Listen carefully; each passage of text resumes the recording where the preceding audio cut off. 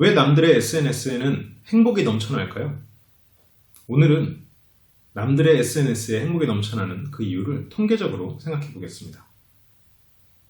세상사를 이해하는 똑똑한 생각법, 지금 시작합니다. 안녕하십니까? 생각하는 즐거움 C채널 ABC 소장 임철웅입니다. 오늘 똑똑한 생각법 주제는 왜 남들의 SNS에는 행복이 넘쳐날까입니다.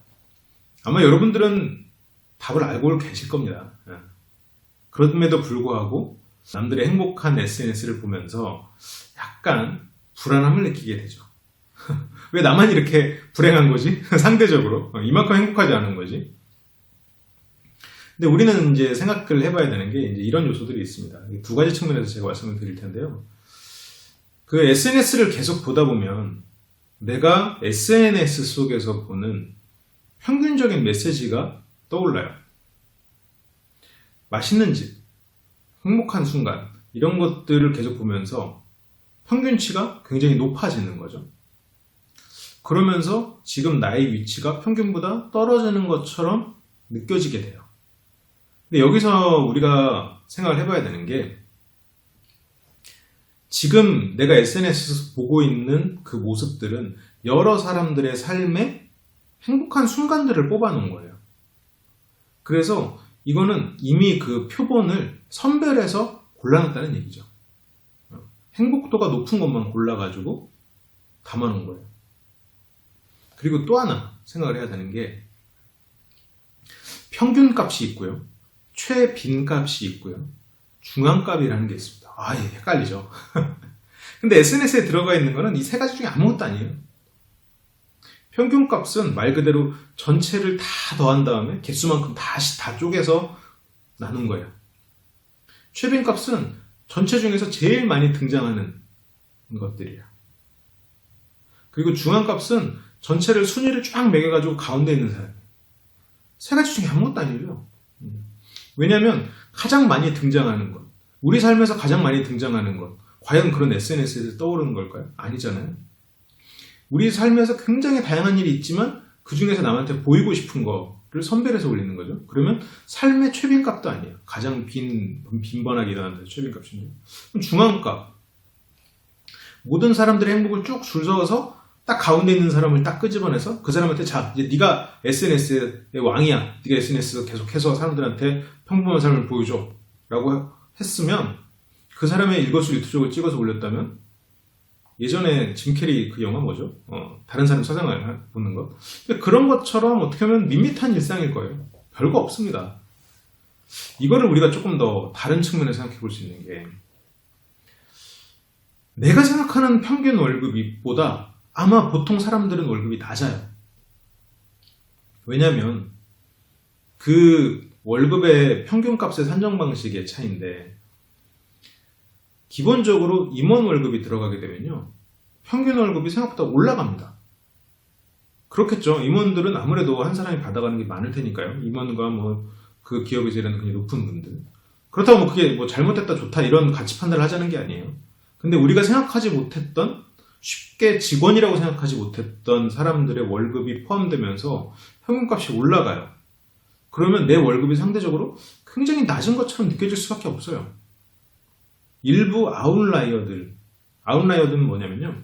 아웃, 그리고 바깥에, 그러니까 예를 들어서 평균이 가운데 사람들이 많잖아요. 많은 사람들이 있고 바깥 사람은 적을 거잖아요. 평균, 예를 들어서 키가 뭐 3m인 사람은 굉장히 적을 거란 말이죠. 한 명 있을까 말까 하겠죠. 이제 그런 사람들, 바깥에 있는 아웃라이어, 이런 사람들이 평균값으로 더해지면서, 그러니까 더해져서 평균에 속해지면서 내게 상대적으로 낮은 것처럼 느끼는 거죠.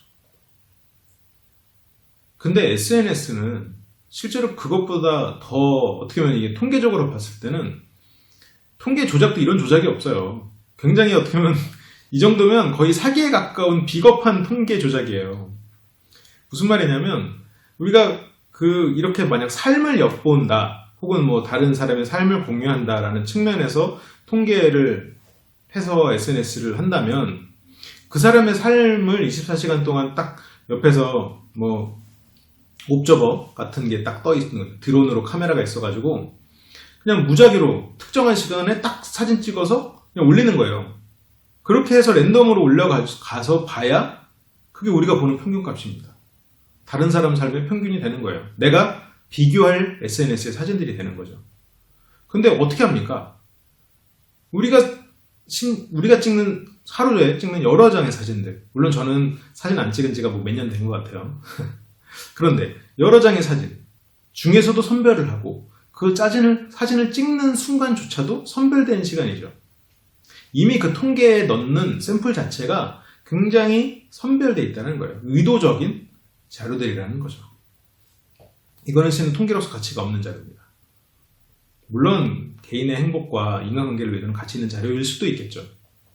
그런데 SNS를 보면서 마치 이게 통계인 양 자기 삶을 빗대어서 나의 삶과 비교를 하는 순간, 삶과 비교를 하려면 일단 통계적으로 가치가 있는 거여야 되잖아요. 근거가 있는 자료. 그래야 내가 비교를 할 때 그게 비교에 대한 가치가 생기는 거니까요.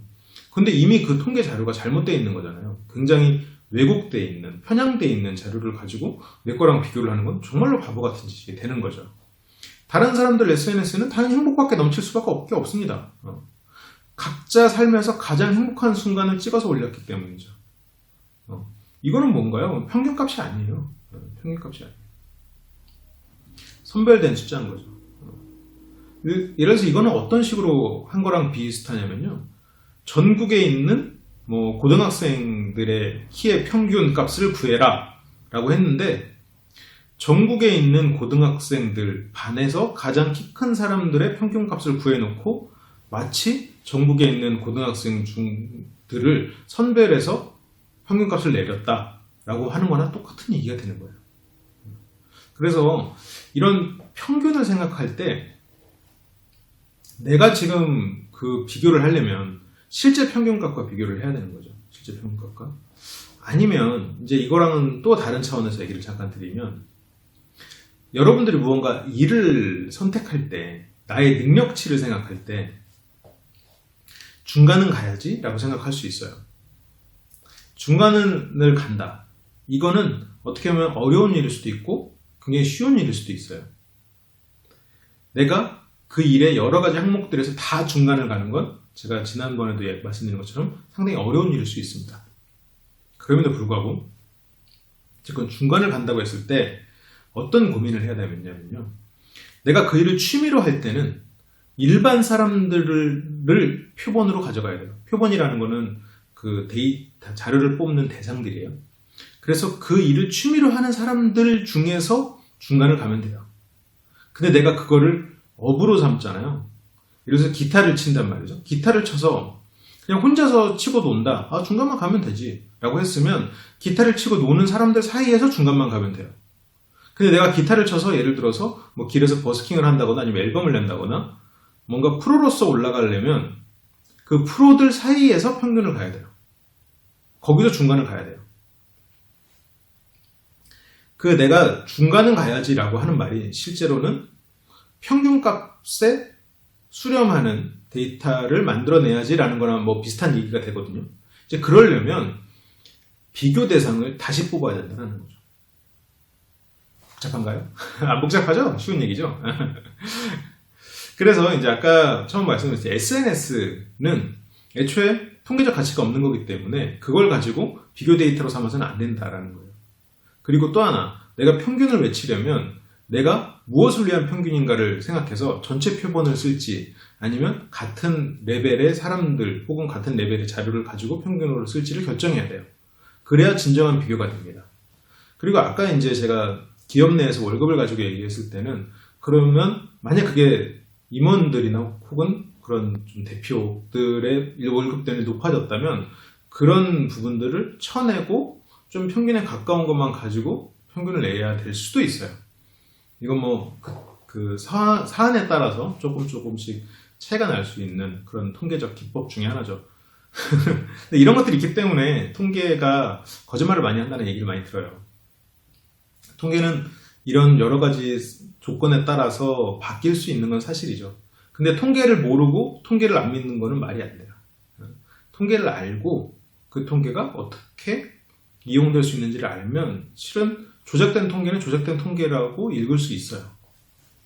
그건 뭐 나중에 제가 뭐 지금 욕심으로는 이렇게 조금씩 쉬운 이야기를 하면서 여러분들이 뭐 통계든 다른 과학적인 거든 심리적인 거든 조금씩 시야가 더 열려서 더 세상을 조금 더 깊이 있게 보는 데 도움이 되셨으면 하는 뭐 그런 욕심이 있습니다. 오늘 드린 얘기는 여러분들 이미 아셨던 얘기실 거예요. 근데 단번 한 번 더 정리해 드린다는 측면에서 평균에 대한 얘기를 좀 드렸고요. 뭐 최빈값, 중앙값 다 알고 계셨죠? 최빈값은 많이 등장하는 값이에요. 많이 등장하는 값. 그리고 중앙값은 그 가장 가운데 있는 값이고 말 그대로. 그래서 이게 최빈값으로 따지면 아까 이제 회사로 따지면 그런 임원분들은 최빈값이 일단 당연히 될 수가 없겠죠. 그리고 최빈값의 월급을 딱 뽑아내면 아마 굉장히 낮을 겁니다. 생각보다 낮을 거예요. 왜냐면 위로 올라갈수록 직원들이 적어지고 밑에 직원들이 이제 상대적으로 조금 더 많이 분포되어 있을 테니까 아래 직급이 그러다 보면 이제 아래쪽 직급 조금 월급을 덜 받는 사람들의 월급이 더 많이 등장하고 있을 거예요. 그러면서 생각보다 낮은 값이 되겠죠. 이런 것들이 있습니다. 좀 이런 것들을 생각하면서 사안을 보면 좀 재미있겠죠. 네. 오늘 제가 준비한 내용은 여기까지고요. 다음 시간에도 또 여러분들이 똑똑한 생각법으로 세상을 바라볼 수 있도록 새로운 콘텐츠 준비해 보도록 하겠습니다. 지금까지 LBC 소장 임초롱이었고요. 이런 생각법 말고도 화술, 그리고 심리, 그리고 처세에 관련해서 다양한 영상들, 강의들 올려드리고 있으니까요. 많은 관심 부탁드립니다. 혹시나 좋아요나 구독 눌러주시지 않았다면 한번 눌러주시고 또 다음에 새로운 콘텐츠 기다려주세요. 감사합니다.